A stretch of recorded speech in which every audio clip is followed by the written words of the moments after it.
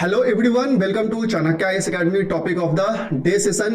इस सेशन में आज हम मणिपुर वायलेंस के बारे में चर्चा करने वाले हैं कि आखिर क्या कारण है मणिपुर वायलेंस का, उसका हिस्टोरिकल बैकग्राउंड देखेंगे और साथ ही देखेंगे कि उसका क्या ज्योग्राफिकल लोकेशन है और जो नॉर्थ ईस्टर्न स्टेट्स हैं उसमें मणिपुर कितना अधिक इंपॉर्टेंट स्टेट्स है इंडिया के लिए। इन सब बातों पे आज हम डिटेल्ड में चर्चा करेंगे। So let's begin the session. Manipur violence. इस वायलेंस के बारे में चर्चा करने से पहले आपको मणिपुर का लोकेशन आप देख सकते हैं। यह जो स्टेट है नॉर्थ ईस्ट इंडिया में लोकेटेड है और नॉर्थ ईस्ट इंडिया में यह बहुत ही एक इंपॉर्टेंट स्टेट है जो प्रकृति की गोद में बैठा हुआ एक बहुत ही सुंदर स्टेट है। यह स्टेट चारों तरफ से पहाड़ी जो हिली एरियाज है, हिल है, उससे घिरा हुआ है। तो जो प्राकृतिक सुंदरता है इस स्टेट का वो काफी बहुत ज्यादा सुंदर है। लेकिन अभी क्या है कि वहां पे वायलेंस हो रहा है, आगजनी हो रहा है, लोग भगदड़ मचा हुआ है, बहुत सारे लोग का डेथ हुआ है। अभी तक का जो रिपोर्ट है उसके अकॉर्डिंग इस वायलेंस के कारण 54 डेथ हो चुके हैं, 100 से अधिक लोग घायल हो चुके हैं और लगभग 23,000 लोग घर छोड़कर भाग गए हैं डर से कि यह वायलेंस के डर से वो पलायन कर गए हैं। अब बात करते हैं, यह जो मणिपुर है यह इतना इंपॉर्टेंट स्टेट है कि भारत के प्रथम प्रधानमंत्री पंडित जवाहरलाल नेहरू ने इसे ज्वेल ऑफ इंडिया करार दिया था। इसकी प्राकृतिक सुंदरता को देखते हुए इसे jewel of India Pandit Nehru ने करार दिया था। Of India. जो नॉर्थ ईस्ट की जो 7 सिस्टर स्टेट्स है उनमें से यह एक प्रमुख स्टेट है। अगर आप इसके ज्योग्राफिकल मैप को देख रहे हो तो पूरा का पूरा यह एक क्रिकेट स्टेडियम की तरह दिखता है और इस क्रिकेट स्टेडियम में जो इसका कैपिटल सिटी इंफॉल है बेसिकली एक पिच की तरह दिखता है, पिच की तरह दिखता है जो कि प्लेन जोन है। और इस इंफॉल में जो कि एक प्लेन जोन है जिसमें यह पूरे जो स्टेट है उसका 10% एरिया है इंफॉल जो कि प्लेन है।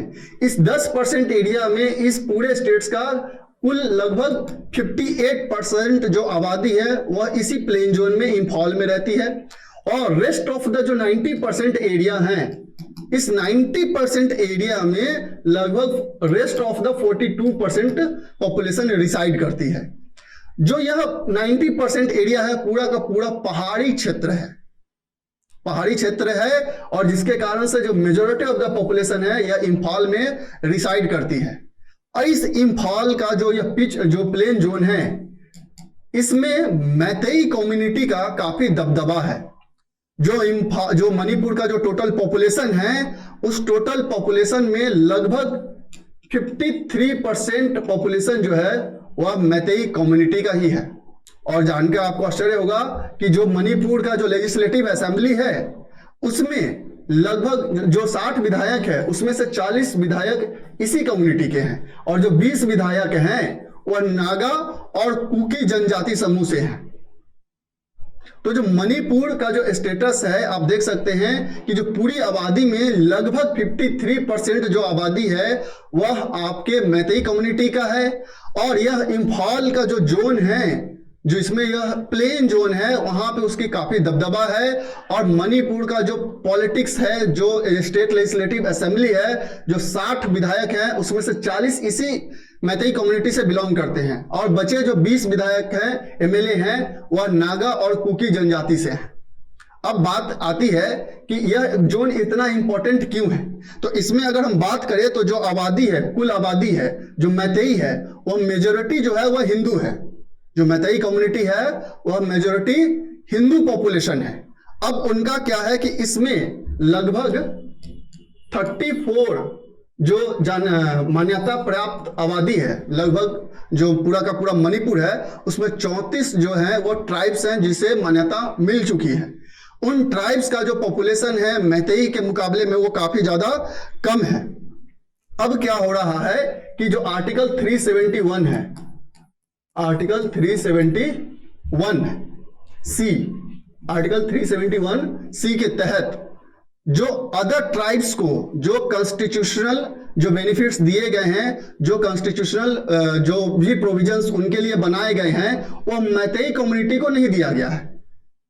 371C के तहत जो 34 मान्यता प्राप्त ट्राइब्स हैं उस मणिपुर में, उसमें क्या है कि जो 371 के तहत जो भी कॉन्स्टिट्यूशनल बेनिफिट है, प्रोविजंस है, उन्हें यह प्राप्त है। किसे प्राप्त नहीं है? तो मैतेई कम्युनिटी को इसका कोई बेनिफिट प्राप्त नहीं है। और लैंड रिफॉर्म एक्ट के कारण जो इस प्लेन जोन में जो भी मैतेई कम्युनिटी हैं इस प्लेन जोन में जो है, वह लैंड रिफॉर्म एक्ट के कारण बाकी किसी भी पहाड़ी जो क्षेत्र हैं, जो 90% एरिया है, उसमें जाके वह लैंड को खरीद के परमानेंट सेटल्ड नहीं हो सकते हैं। लेकिन जो अदर कम्युनिटीज हैं, जो अदर जनजाति हैं, वो क्या कर सकते हैं कि वो प्लेन जोन में आके जमीन खरीद के परमानेंट सेटल हो सकते हैं। अब ये जो डिवाइड है यहां पे, ये जो दिख रहा है आपका डिवाइड, इन सब डिवाइड के कारण ही यहां पे वायलेंस इमर्ज हुआ। तो अभी स्थिति क्या है इसका ज्योग्राफिकल? तो बेसिकली आप पहले ज्योग्राफिकल स्थिति जानिए, अब हम इसके हिस्टोरिकल बैकग्राउंड पे बात करेंगे, तब हम आएंगे कि आखिर क्या हुआ है। तो यह पूरा का पूरा आपको एक क्रिकेट स्टेडियम की तरह दिख रहा है, जिसमें इम्फाल जो है वह एक पिच की तरह है, जो कि प्लेन जोन है, जिसमें स्टेट का लगभग आप देख सकते हैं 58% जो पॉपुलेशन है वो रिसाइड करता है। उस बाकी जो 90% एरिया है वह पहाड़ी क्षेत्र है, हिली एरियाज है, जिसमें स्टेट का 42% पॉपुलेशन है। और साथ ही इम्फाल का जो जोन है उसमें मैतेई कम्युनिटी का दबदबा है। और उसमें प्रॉब्लम क्या है कि 371C का जो भी बेनिफिट है, कॉन्स्टिट्यूशनल प्रोविजंस है, उस मैतेई कम्युनिटी को नहीं दिया गया है। और लैंड रिफॉर्म एक्ट के कारण जो मैतेई कम्युनिटी है बाकी किसी भी एरिया में वह लैंड को खरीद के उसमें परमानेंट सेटल नहीं हो सकता है, लेकिन बाकी जो अदर ट्राइब्स है वह इस प्लेन जोन में आके लैंड खरीद भी सकते हैं और सेटल्ड भी हो सकते हैं। तो इन डिविजन्स के कारण रिसेंटली अभी क्या हुआ, चूंकि जो वहां का असेंबली है उसमें जो 40 विधायक हैं वह इसी कम्युनिटी से बिलोंग करते हैं। तो 40 विधायक अगर इसी कम्युनिटी से बिलोंग कर रहे हैं तो पॉलिटिकल स्टेटस उनका काफी अच्छा है। तो इन्होंने रिसेंटली जो मणिपुर का जो हाईकोर्ट है उसमें प्ली फाइल किया कि इन्हें भी एसटी का स्टेटस, शेड्यूल्ड ट्राइब का स्टेटस दिया जाए। और जो मणिपुर की सरकार है उन्होंने एक ड्राइव चलाया कि जो बाकी जो अदर ट्राइब्स है, जो जनजाति हैं, वह कुछ जो एरियाज है उसे जबरदस्ती इनक्रोच करके रखे हुए हैं और उस पर अफीम की खेती कर रहे हैं, और जिसके वजह से वो वहां से उन्हें हटा रहे थे जबरदस्ती। जबकि जो अदर कम्युनिटीज है, जो वहां पे अदर ट्राइब्स है, उनका कहना है कि वह उनका पैतृक लैंड है और सरकार उन्हें जबरदस्ती हटा रही है। और उस सरकार में दबदबा किसका है वहां पे? तो इस मैतेई कम्युनिटी का है। और इनके कारण जो अदर ट्राइब्स है सरकार के अगेंस्ट में वह वहां पे वायलेंस स्टार्ट हुआ। सरकार चूंकि अब वो उसके विरोध में आगे निकले, तो जब विरोध में आगे निकले सरकार के साथ झड़प हुई और जिसके कारण यह वायलेंस स्टार्ट हुआ। और उसी समय चूंकि मैतेई कम्युनिटी भी ने हाई कोर्ट में प्ली फाइल किया था कि इन्हें एसटी का स्टेटस दिया जाए, तो जिसके कारण से यह जो झड़प है मैतेई कम्युनिटी और अदर ट्राइब्स के बीच में एक बहुत ही व्यापक वायलेंस रूप ले लिया, जिसके कारण अभी जो प्रेजेंट स्टेटस है जिसमें 54 डेथ हो चुके हैं और बहुत सारे लोग घायल भी हो चुके हैं, बहुत सारे लोग घर से बेघर भी हो गए। अब इन्हीं बातों को हम डिटेल्ड में चर्चा करेंगे कि आखिर मणिपुर का ओरिजिनेशन कैसे हुआ, मणिपुर का क्या स्टेटस था आप before independence and after independence, कैसे वह इंडिया में मर्ज हुआ और क्या मैतेई कम्युनिटी का उसमें एजेंडा है। इन सब बातों पे अब हम डिटेल्ड में चर्चा करेंगे। अगर हम बैकग्राउंड की बात करें तो मणिपुर बेसिकली क्या था, एक कह सकते हैं जो बिफोर इंडिपेंडेंस की अगर हम बात करें तो यह एक प्रिंसली स्टेट था। मणिपुर बिफोर इंडिपेंडेंस जब ब्रिटिश एरा था तो वो भी एक प्रिंसली स्टेट था, लेकिन जब India independence act, India independence act 1947 पास होता है तो सारे प्रिंसली स्टेट्स को ऑप्शन दिया जाता है कि ज्वाइन इंडिया, ज्वाइन पाकिस्तान और रिमेन इंडिपेंडेंट। तो जितने भी प्रिंसली स्टेट्स रहते हैं वह लगभग सब ज्वाइन कर लेते हैं, जिसपे 3 पे हम देखते हैं जो हैदराबाद, जूनागढ़ या जम्मू कश्मीर का मुद्दा रहता है। उसमें से एक प्रिंसली स्टेट यह मणिपुर रहता है, और यह मणिपुर इंडिया के साथ मर्जर एग्रीमेंट साइन करता है। जो इंडियन गवर्नमेंट रहती है उनके साथ मर्जर एग्रीमेंट साइन करता है और इंडिया में वह शामिल हो जाता है। तो बिफोर इंडिपेंडेंस क्या रहता है, मणिपुर एक प्रिंसली स्टेट्स रहता है अंडर द ब्रिटिश कंट्रोल, और वहां के जो महाराजा रहते हैं, महाराजा ऑफ मणिपुर बोध चंद्र सिंह वहां के रूलर रहते हैं। अब इसके बाद क्या होता है कि 1947 में ही जो महाराजा ऑफ मणिपुर है बोध चंद्र सिंह, वह साइन करते हैं instrument of accession, agree to accede to the Indian union. अगस्त 1947 में वो एग्री करते हैं कि ठीक है हम इंडिया के यूनियन में शामिल होंगे। लेकिन जून 1948 में मणिपुर में इलेक्शन होता है और वहां पे कॉन्स्टिट्यूशनल मोनार्की स्टैब्लिश हो जाता है। फाइनली सितंबर 1949 में गवर्नमेंट ऑफ इंडिया मणिपुर के महाराजाओं को प्रेशराइज्ड करती है और उसके प्रेशर में वह मर्जर एग्रीमेंट साइन करते हैं इंडियन गवर्नमेंट के साथ, और फाइनली वह इंडियन यूनियन में शामिल हो जाते हैं। 21 जनवरी 1972 को मणिपुर अलॉन्ग विथ मेघालय और त्रिपुरा इंडिया का फुल फ्लेजेड स्टेट का उसे दर्जा दिया जाता है under north eastern region reorganization act 1971। तो पहले क्या था, प्रिंसली स्टेट था जहां पे कॉन्स्टिट्यूशनल मोनार्की स्टैब्लिश हुआ जून 1948 में। जब इंडिया इंडिपेंडेंस हुआ उस पर दबाव बनाया गया, तब वहां के जो महाराजा है वह मर्जर एग्रीमेंट साइन करते हैं और फाइनली 1972 में मणिपुर को एक फुल फ्लेजेड स्टेट का दर्जा दे दिया जाता है। अब अगर हम बात करें एथनिसिटी ऑफ मणिपुर, जो इसका एथनिसिटी है, जो डाइवर्सिटी है, उसके कारण ही सबसे बड़ा कारण जो अगर वायलेंस का है वो उसका इथनिसिटी है। अब कैसे, क्योंकि इसके इथनिसिटी में अगर जो मैती कम्युनिटी है, जो मैती कम्युनिटी है वह सबसे बड़ा लार्जेस्ट कम्युनिटी है। जो 34 रिकॉग्नाइज्ड ट्राइब्स है जो कि क्लासिफाई किए जाते हैं एनी कुकी ट्राइब्स और एनी नागा ट्राइब्स, उसमें मैती कम्युनिटी का काफी ज्यादा दबदबा है। उसका पॉपुलेशन सबसे अधिक है, लगभग टोटल स्टेट का 53% पॉपुलेशन जो है इससे बिलोंग करता है। The central valley in the state जो account for about 10% of land mass. जो सेंट्रल वैली है मणिपुर का, जो उसका कैपिटल है इंफॉल, जैसा कि हम चर्चा भी कर रहे थे, उसमें वह टोटल लैंड मास का 10% एरिया को रिप्रेजेंट करता है। उस 10% एरिया में and is home to primarily the Meiti and Meiti Pangas who constitute roughly 64.4% of total state population। तो जो इम्फाल का जोन है, जो हम प्लेन जोन कह रहे थे, उसमें वह प्लेन जोन में जितना पॉपुलेशन रिसाइड कर रहा है उसमें 53% है। लेकिन स्टेट के टोटल पॉपुलेशन अगर इसका कंट्रीब्यूशन अगर आप देखें कि क्या स्टेटस है तो लगभग 64% है। मतलब ओवरऑल स्टेट्स, पहाड़ी इलाकों में भी कुछ मैती कम्युनिटी के लोग रहते हैं। लेकिन अब क्या हुआ है, जब लैंड रिफॉर्म एक्ट पास हुआ तो जो प्लेन जोन में मैती कम्युनिटी रह रहे हैं वह हिली एरिया में जाके लैंड खरीद के परमानेंट सेटल्ड नहीं हो सकते। द रिमेनिंग 90% जो स्टेट है वह पूरा का पूरा हिली एरिया है, जो चारों तरफ से हिल से सराउंडेड है और जिसमें which are home to recognized tribes making about 35.4% of state population. लगभग इतना पॉपुलेशन उस अराउंड उस एरिया में डिसाइड कर रहा है। अब दिक्कत क्या आती है कि जो लैंड रिफॉर्म एक्ट है उसके तहत, लैंड रिफॉर्म एक्ट के तहत अदर ट्राइब्स जो हैं उनको इजाजत है कि वह प्लेन जोन में आके लैंड खरीद के वह परमानेंट सेटल्ड हो सकते हैं, लेकिन मैती कम्युनिटी को नहीं है। अब बात करते हैं इस मैती कम्युनिटी के बारे में।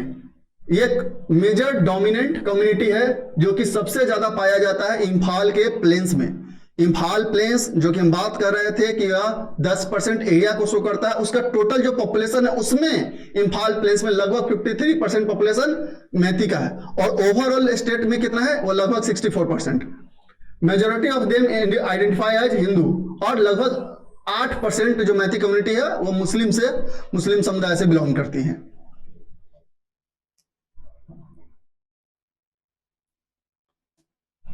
मैथीज डिमांड फॉर एसटी स्टेटस, आखिर ये क्यों डिमांड कर रहे हैं? तो चूंकि इनको 371C के तहत जो भी कॉन्स्टिट्यूशनल बेनिफिट है, प्रोविजंस है, वो उनको नहीं मिल रहा है। लैंड रिफॉर्म एक्ट के कारण वो दूसरे जो हिली एरियाज है उसमें जाकर परमानेंट सेटल्ड हो नहीं सकते हैं। तो मैथी कम्युनिटी ने रिसेंटली प्ली फाइल किया था in the Manipur high court कि उन्हें भी ट्राइबल स्टेटस दिया जाए। अब हाई कोर्ट ने डायरेक्ट किया किसको? गवर्नमेंट को, कि अब ये चूंकि ऐसा नहीं है कि इन्होंने रिसेंट पहली बार मांग किया है, लगभग 1 दशक से भी अधिक समय से यह कंटिन्यू डिमांड करते आ रहे हैं। तो मणिपुर हाई कोर्ट ने इसे रिकंसिडर करने के लिए कहा सरकार को कि इन्हें एसटी स्टेटस दिया जाए।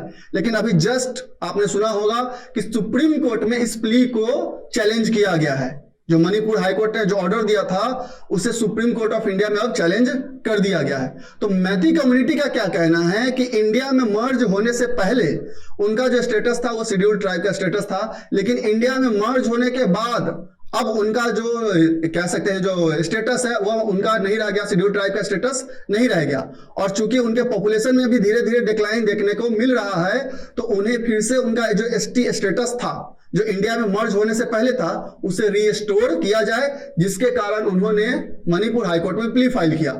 अब इन्होंने क्या आर्गुमेंट दिया है इन फेवर? जो मैथी कम्युनिटी है उन्होंने अपने आर्गुमेंट में सपोर्ट में क्या कहा? तो उनका पहला है कि ट्राइबल स्टेटस प्री इंडिपेंडेंस, कि मैथी कम्युनिटी का कहना है कि इंडिपेंडेंस से पहले जब वो प्रिंसली स्टेट था उस समय जो मैथी कम्युनिटी था उनके पास वो स्टेटस था, लेकिन आफ्टर इंडिपेंडेंस जब वो मर्ज होता है इंडियन यूनियन में फुल फ्लेजेड उनको स्टेट का दर्जा मिलता है मणिपुर को, तो उससे वह स्टेटस छीन लिया जाता है। दैट्स वाई वह उस स्टेटस को रीस्टोर करने की बात कर रहा है, टू प्रिजर्व दियर कल्चर। अब इनका क्या कहना है कि मैथी कम्युनिटी का कि उनके जो भी कम्युनिटी है उनका कल्चर को, जो एंसेस्ट्रल लैंड है, जो ट्रेडिशन है, लैंग्वेज है, उसे कंजर्व करने के लिए यह एसटी स्टेटस जरूरी है, क्योंकि धीरे धीरे इनसे राइट इनका छीना जा रहा है कि आप स्टेट्स के अदर पार्ट में परमानेंट सेटल्ड नहीं हो सकते हैं, आपको 371C का बेनिफिट नहीं मिल सकता है। तो उनका कहना है कि हमारे अपने लैंग्वेज को, ट्रेडिशन को प्रोटेक्ट करने के लिए, जो एंसेस्ट्रल लैंड है उसे प्रोटेक्ट करने के लिए एसटी स्टेटस जरूरी है। फिर जो कॉन्स्टिट्यूशनल सेफगार्ड की हम बात कर रहे थे, there has also been an organized push in support of this demand since 2012 led by scheduled tribe demand committee of the Manipur. और जैसा कि जस्ट मैंने बताया कि 1 दशक से भी अधिक टाइम से यह डिमांड चलते आ रहा है, क्योंकि जो कॉन्स्टिट्यूशनल सेफगार्ड है 371C के तहत यह इन्हें नहीं मिल रहा है। और इनका कहना है कि जो भी कम्युनिटी है, हमारी जो कम्युनिटी है, उनका कल्चर अब धीरे धीरे खतरे में पड़ रहा है, जो उनको एंसेस्ट्रल लैंड है वो उनसे धीरे धीरे छीनता जा रहा है। सो एसटी स्टेटस को रीस्टोर करने के लिए यह बात कर रहे हैं। दूसरा इनका कहना यह भी है, आर्गुमेंट जो इनका फेवर में कर रहे हैं, अपने फेवर में जो आर्गुमेंट दे रहे हैं कि इनका पॉपुलेशन में डिक्लाइन देखने को मिल रहा है। 59% of total population in 1951 has now been reduced to 44% as per the census 2011, कि 2011 का जो सेंसस आया था उसके अकॉर्डिंग अब जो पॉपुलेशन है वो रिड्यूस होके वो 44% हो चुका है। दैट्स वाई वो डिमांड कर रहे हैं कि चूंकि पॉपुलेशन भी उनका डिक्लाइन हो रहा है, उनका जो एंसेस्ट्रल प्रॉपर्टी है वो भी उनसे छीनता जा रहा है, तो वह स्टेटस उन्हें दिया जाए, रीस्टोर कर दिया जाए। अब बात करते हैं कि जो कोर्ट का क्या रूलिंग था। जैसा कि जस्ट मैंने बताया, जैसे ही प्ली फाइल होता है तो वहां की जो मणिपुर कोर्ट है वह कंसीडर करने के लिए कहती है गवर्नमेंट को कि आप कंसीडर कीजिए for the inclusion of Meitei community in the tribal list of Manipur. The court has directed government to submit its recommendation after considering the case of petitioners preferably within 4 weeks to receipt of the order. और जैसे ही Manipur high court इसे reconsider करने के लिए कहती है सरकार को, अब मणिपुर हाई कोर्ट का ऑर्डर को सुप्रीम कोर्ट में चैलेंज कर दिया गया। अब अदर जो भी ट्राइब्स हैं, जो 34 कम्युनिटीज हैं, अब वो क्यों अपोज कर रहे हैं इसके डिमांड को कि क्यों इसे स्टेटस नहीं मिलना चाहिए शेड्यूल्ड ट्राइब का? तो उनका कहना है कि यह बहुत ही डोमिनेंट कम्युनिटी है, चाहे वो पॉपुलेशन हो चाहे वो पॉलिटिक्स हो, दोनों जगह पे मैथी कम्युनिटी का दबदबा है। सो इनको अगर वो बेनिफिट दिया जाए, एसटी स्टेटस का दर्जा दे दिया जाए, तो अभी तो ऑलरेडी इनका इतना दबदबा है, तो जो अभी वहां का जो सीट है उसमें 40 एमएलए इसी कम्युनिटी से हैं। तो अगर इनको एसटी स्टेटस दे दिया जाए दर्जा, तो लगभग लगभग ये पूरे आप सकते हैं पूरे पॉलिटिकल लेवल पे या पॉपुलेशन के लेवल पे इन सब बेनिफिट किसके पास चला जाएगा? ऑलरेडी इनके पास बेनिफिट है और सारा बेनिफिट इन्हीं के पास चला जाएगा। दैट्स वाई जो अदर ट्राइबल ग्रुप है उसे अपोज कर रहे हैं, both in population and political representation, या इनका डोमिनेंस है।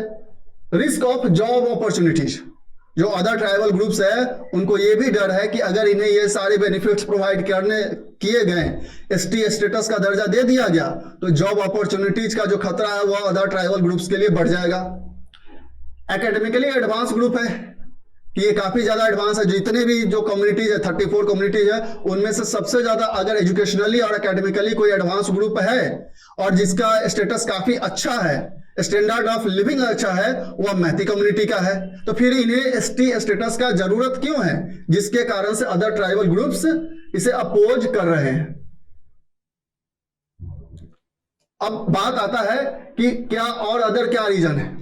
जैसा कि हम भाई बात कर रहे थे कि अनदर मेजर रीजन है for the discontent has been the state government claiming that 38 village in the Churachandpur Khoupum protected forest area in Churachandpur and Noney district are illegal settlements and that its residents are encroachers. अब देखिए बात फंस कहां रहा है, आखिर ये मुद्दा कैसे क्रॉस ओवर हो रहा है। तो सबसे पहले बात, जैसे कि हम देख रहे थे कि जो वहां पे लेजिस्लेटिव असेंबली है उस मैती कम्युनिटी कौन है, सबसे अधिक है, 40 विधायक उसी के हैं। तो अब आसानी से वहां से कोई भी ऑर्डर पास किया जा सकता है मेजोरिटी से। अब हो क्या रहा है, 60 में से 40 है तो मेजोरिटी आराम से मिल रहा है, कोई भी ऑर्डर पास करते हैं। तो गवर्नमेंट क्या किया, गवर्नमेंट ने रिसेंटली कहा कि जो 38 विलेज है, जो चूड़ा चांदपुर जो डिस्ट्रिक्ट है उसका जो 38 विलेज है उस पे जो ट्राइब्स हैं वह इलीगल इंक्रोच करके बैठे हुए हैं, इलीगल रेसिडेंट्स हैं। और इलीगल रेसिडेंट्स होते हुए वो क्या करते हैं, वहां पे अफीम की खेती कर रहे हैं। अब सरकार क्या किया है कि इनको हटाने के लिए गवर्नमेंट वहां पे ड्राइव चलाई है कि इन्हें जो इलीगल इंक्रोचर्स हैं उन्हें इस लैंड से हटा दिया जाए। अब उन ट्राइब्स का क्या कहना है, उन ट्राइब्स का कहना है कि यह उनकी एंसेस्ट्रल प्रॉपर्टी है, वह उनका पैतृक जमीन है जिसपे वह सालों से रहते आ रहे हैं और गवर्नमेंट उन्हें जबरदस्ती हटा रही है। चूंकि लेजिस्लेटिव असेंबली में मैतेई कम्युनिटी का डोमिनेंस है, मैतेई कम्युनिटी ने रिसेंट में हाईकोर्ट में प्ली फाइल किया, मणिपुर हाईकोर्ट में, कि उन्हें एसटी स्टेटस का दर्जा चाहिए। अब क्या हुआ, सरकार के इस एक्टिविटी के अगेंस्ट में जो अदर ग्रुप्स थे, Kuki groups, have claim that eviction is a violation of article 371C which confers some administrative autonomy to the tribal dominated hill area of Manipur. अब जो कुकी ग्रुप्स थे उनका कहना है और अदर भी ग्रुप्स जो थे उनका कहना है कि जो सरकार का यह स्टेप जो है, जो उनके जमीन से हटा रही है, वह 371C का वायलेशन है। तो जस्ट आप देख रहे हैं कितना दोनों मिला हुआ है।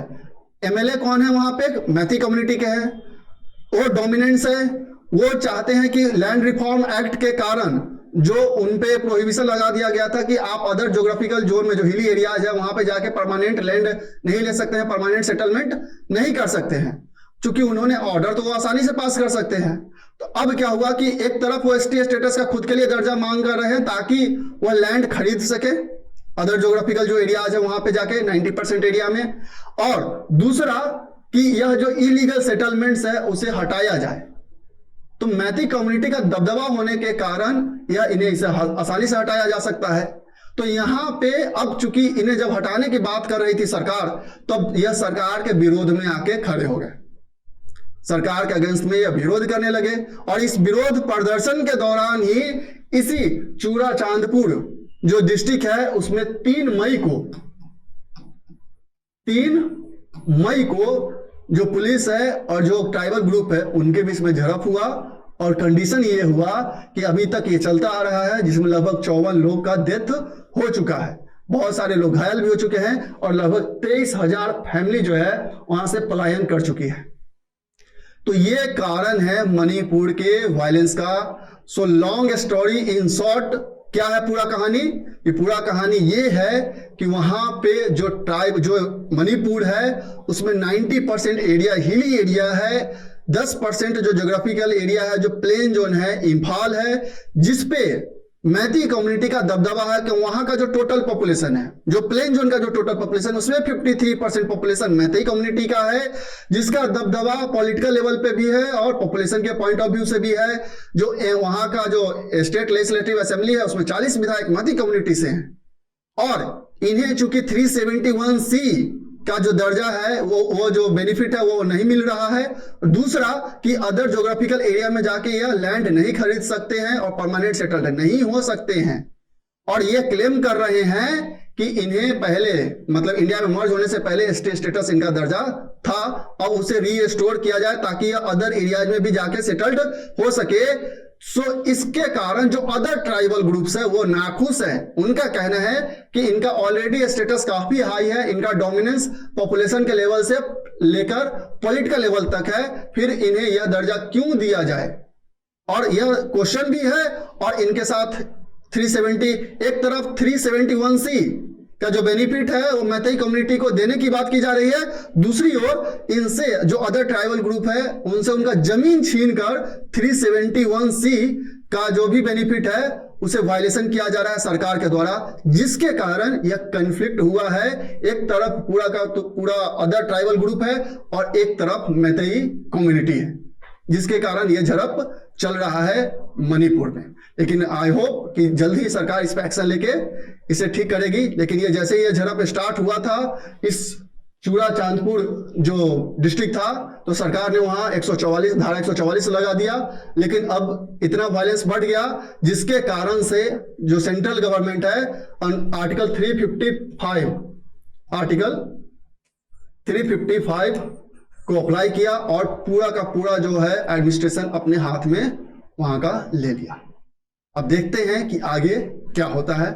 आई होप अब आपको मणिपुर में जो कंडीशन है क्या कारण है ये सब आपको समझ में आ चुका होगा। So that's all for today, thank you.